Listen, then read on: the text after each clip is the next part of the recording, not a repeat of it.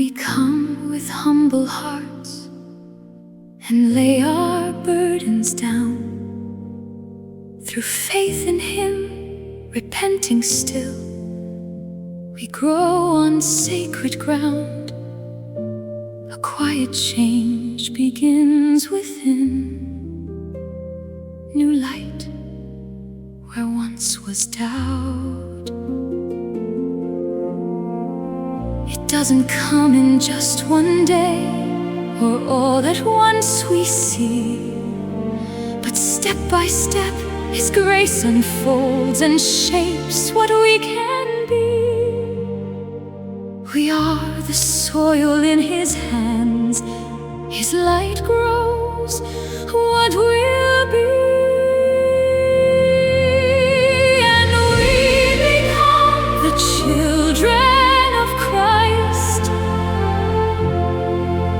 changed by His love, made new inside. Not by our strength, but through His grace. His gentle light fills every place, and day by day, as hearts are turned, His image in us brightly burns.